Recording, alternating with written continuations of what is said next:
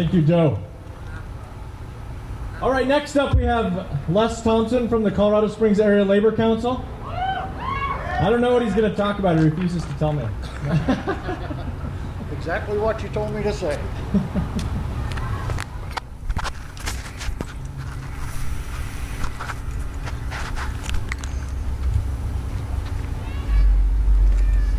All right, thank you all for coming out today. So let's see, talk about the history of Mayday, scratch. Talk about the PRO Act, scratch. I'm the president of the Colorado Springs Area Labor Council. The Labor Council is a coalition of about 34 local unions in the Colorado Springs area. I'm brand new, and our mission is to grow the Labor Council and to grow union membership in Colorado Springs. You heard Joe talk about the union density, that about 8%, and it's actually about 11% of all workers belong to a union. At the height of union membership, that was 33%, and that was back in the 1940s, just after the National Labor Relations Act had passed. Over the past 80 years, the National Labor Relations Act has been eroded, rights taken away, workers' rights and ability to do stuff has been restricted. And the PRO Act will go a long way in repealing a lot of that and giving workers a right to organize on the job. Right now, in the Colorado State Senate, there is a bill for agriculture workers. Workers that work on farms, that pick our food, that grow our food, do not have the same rights and protections as people that work downtown or people that work in manufacturing. They don't have minimum wage protection. They don't have overtime protection. They don't have the ability to form a union.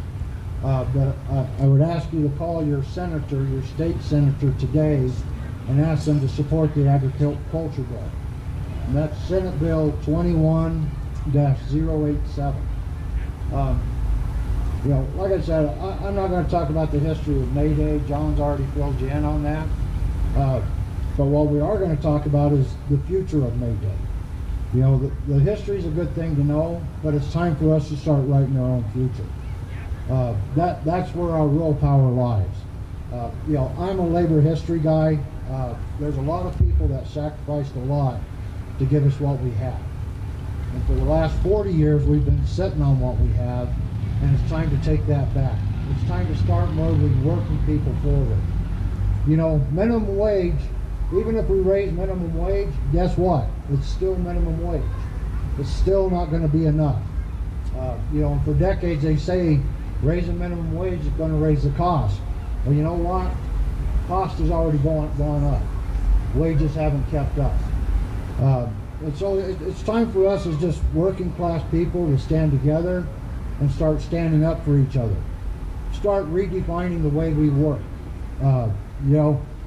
John mentioned the 8-hour day.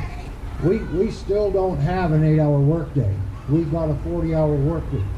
That's when overtime kicks in. They can still work you 10, 12 hours a day and not pay you overtime until you hit that 40-hour mark.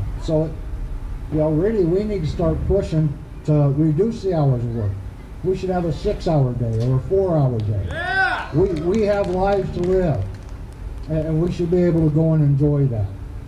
And as I wrap up, I do have the camera here.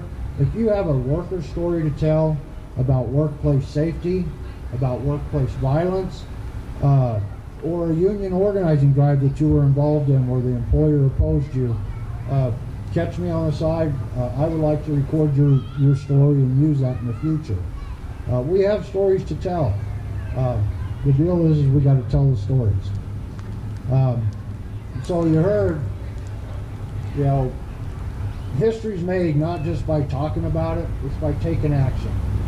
And today we're going to take a little bit of action. So I ask everybody that has your cell phone with you right now, pull that out. We're going to make a phone call. So pull up your phone thing there, and we're going to dial 866-832-1560. This is the Capitol switchboard. You're going to ask for Senator Hickenlooper. They're going to patch you through, and once you're patched through, he's not going to answer it. There's nobody there today. But just leave a message for Senator Hickenlooper saying, thank you for your support on the PRO Act. We just want you to know that we're watching. We would also like you to support ending the filibuster.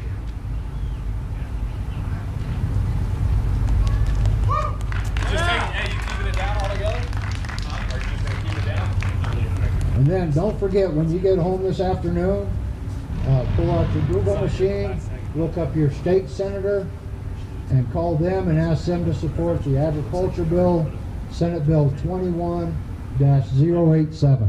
Thank you.